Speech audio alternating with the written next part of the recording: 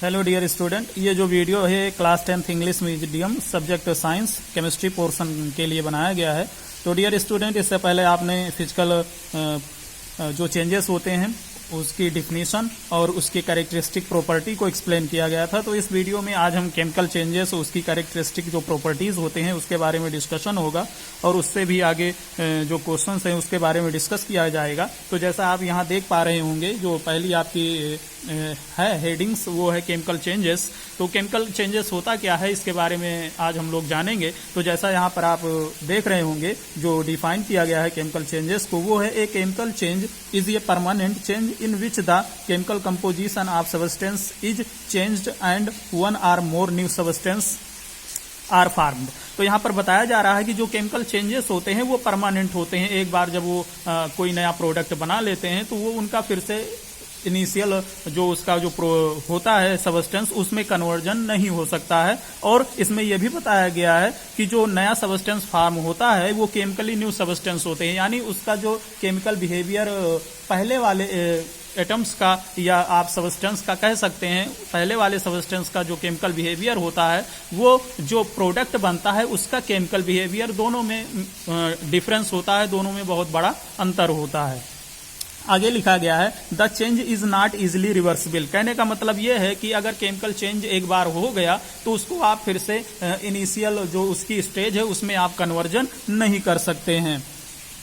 आगे जैसे यहाँ पर एग्जांपल दिया गया है, heating of cane sugar involves a chemically change when cane sugar heated in at least test tube as first melts when turns brown and finally change to a black amorphous mass। कहने का मतलब ये है कि जैसे आप एक test tube में चीनी लीजिए और उसको हीट करिए तो वो धीरे धीरे मेल्ट होगा, उसके बाद वो ब्राउन होगा और लास्ट में जाके वो ब्लैक एमॉर्फस का स्ट्रक्चर जैसा काला पदार्थ बना लेता है। तो जैसा कि आप जानते हैं कि जो केन शुगर होता है उसका फार्मूला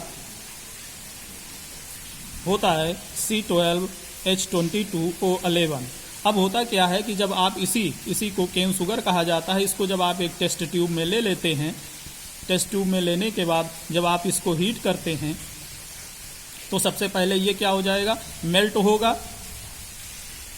होगा, फिर ये जब और हीट करेंगे तो ये ब्राउन कलर का हो जाएगा और जब आप इसको हीट करते रहेंगे कंटिन्यूअस तो ये जो ब्राउन हुआ है ये ब्लैक एमॉर्फस में चेंज हो जाएगा,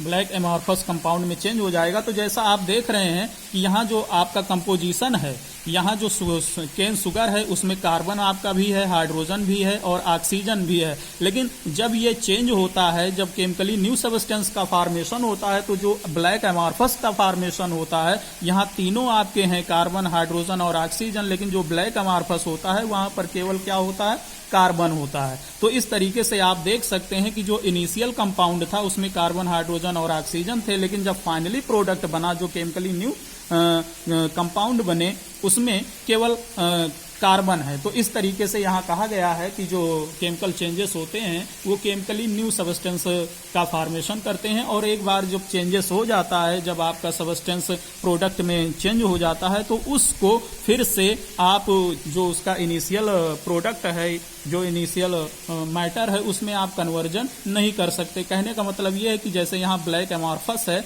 अब एक बार इसमें केमिकल चेंजेस हो गया, इससे अगर आप चाहें कि इसको हम फिर से रिकन्वर्ट कर दें केन शुगर में तो ऐसा नहीं हो सकता। इसीलिए कहा गया है कि जो केमिकल चेंजेस होते हैं वो परमानेंट चेंजेस होते हैं उसमें। अब जो नेक्स्ट है आपका, जैसा कि आप देख रहे होंगे, characteristic property of chemical changes. तो यहाँ बताया गया है कि केमिकल चेंजेस की क्या क्या कैरेक्टरिस्टिक प्रॉपर्टीज होती हैं। तो जैसा आप देख पा रहे होंगे, यहाँ पहला दिया गया है chemical change is permanent and not easily reversible. तो इसके बारे में हमने पहले ही एक्सप्लेन कर दिया कि कैसे जो केमिकल चेंजेस होते हैं वो परमानेंट होते हैं और इसको इजिली आप रिवर्सिबल यानी रिकन्वर्ट आप इसको इनिशियल कंपाउंड में चेंज नहीं कर सकते हैं। तो इसका एग्जांपल हमने अभी आपको दिया केन शुगर के, कि इसको एक बार अगर आपने प्रोडक्ट में चेंज हो गया तो इसको आप इनिशियली जो सब्सटेंस है उसमें आप कन्वर्जन नहीं कर सकते हैं। दूसरा दिया गया है यहाँ chemical composition of the substance change and at least one or more new substance are form.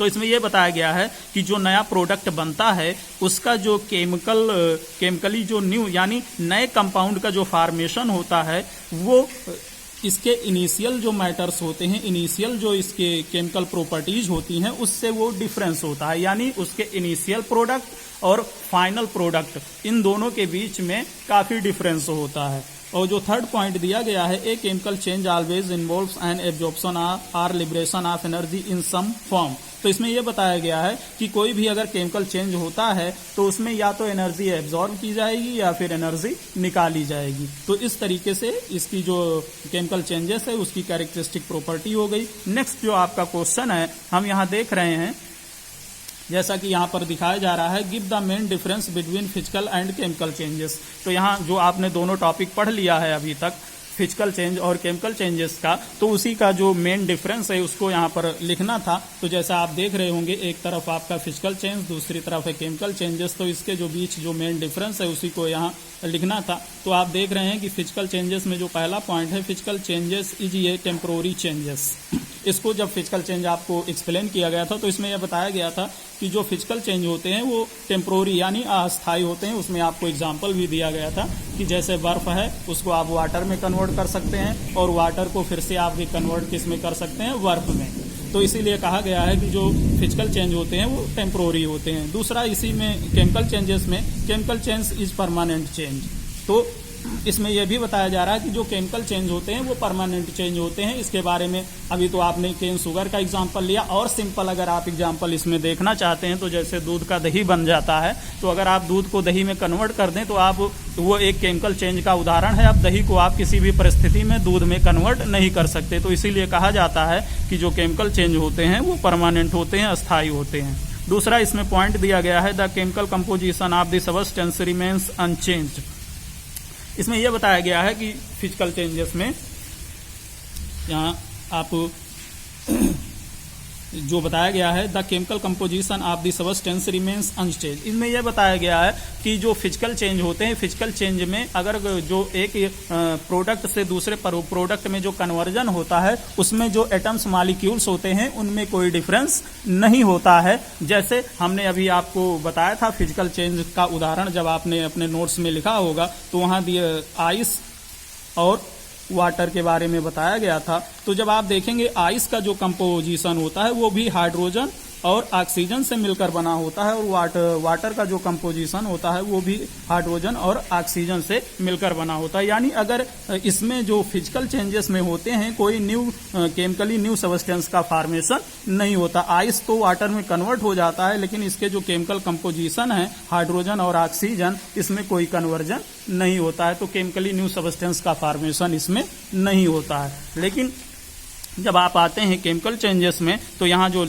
बताया जा रहा है, chemical composition of the substance is changed. तो यहाँ बताया जा रहा है कि केमिकल कंपोजिशन जो होता है, केमिकल चेंजेस जो होते हैं उसमें केमिकली न्यू सब्सटेंस का फॉर्मेशन होता है। ऊपर उदाहरण दिया गया था जैसे केन शुगर का, तो उसमें आपने लिखा था कि जैसे केन शुगर का फार्मूला होता है C12H22O11, लेकिन जब ये इसको आप चेंज करते हैं, केमिकली चेंज होता है तो ब्लैक एमॉर्फस का मैटर बनता है।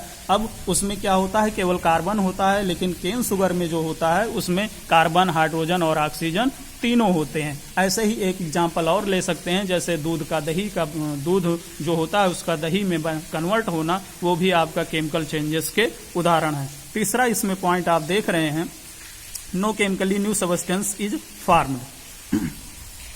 इसमें बताया गया है कि जो फिजिकल चेंजेस होते हैं उसके केमिकली किसी न्यू सब्सटेंस का फॉर्मेशन नहीं होता। इसका एक्सप्लेनेशन अभी बता दिया गया है आइस और वाटर को लेकर के। इसमें जो थर्ड होता है, at least one or more new substance are formed. तो इसमें यह बताया गया है कि जो केमिकल कंपोजिशन या केमिकल चेंजेस होते हैं उसमें नए पदार्थों का निर्माण होता है, जो इसके इनिशियल जो मैटर्स होते हैं उससे भिन्न इसकी प्रॉपर्टी होती है, उसके भिन्न इसके केमिकल कंपोजिशन होते हैं। तो इस तरीके से आज इसमें दो क्वेश्चंस को एक्सप्लेन किया गया, केमिकल चेंज और उसकी कैरेक्टरिस्टिक प्रॉपर्टी। और जो थर्ड क्वेश्चन आपका था कि give the main difference between physical and chemical changes. I hope आप इसको बेहतर ढंग से समझ गए होंगे, और इससे आगे का जो नोट्स है वो आपको भेजा जाएगा और उससे रिलेटेड वीडियो आप तक पहुंचते रहेंगे। तो इस वीडियो में इतना ही। Thank you so much.